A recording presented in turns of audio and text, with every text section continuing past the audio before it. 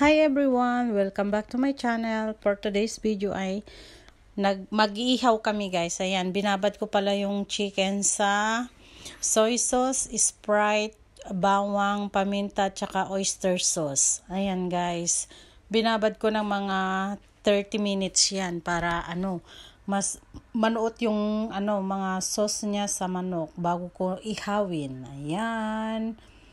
At ito na nga guys, mainit na yung ihawan natin. Ayan, smokeless yan kasi naglalagay kami ng tubig dyan sa may niya. Ayan na yung ihawin kong chicken. Tapos ayan naman yung mga tanim ko. Ayan, dito ako sa may terasa namin. Ayan guys, start na tayong mag-ihaw. Syempre, unahin natin yung dun sa may ng legs yan guys, thigh part yan. Ayan. Tapos, yung isa rin, ihawin na rin natin para sabay silang maluto. Ayan. Ihaw-ihaw.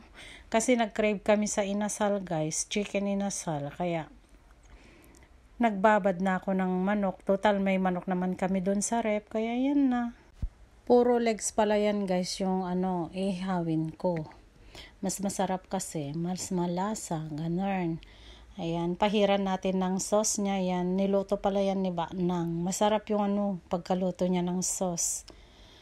Manamis-namis na sakto talaga pang barbecue.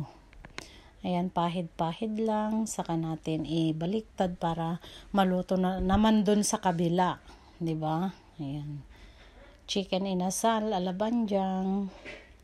Ihaw-ihaw tayo guys. Tingnan nyo hindi siya mausok, 'di ba? Hindi gaya ng mga ibang luto. Ihawan na mausok talaga, pero ito hindi. At syempre guys, baliktad na rin natin para mapahiran na rin yun sa side niya. Ayan, balibaliktad. Ang bango niya guys. Masarap. Masarap ang amoy. Masarap isawsaw ito sa soy sauce na may kalamansi or di kaya lemon. Ayan. Chicken inasal. Pwede rin magluto, di ba? Kahit nasa abroad ka, pwede kang mag-chicken inasal basta maiihawan ka lang.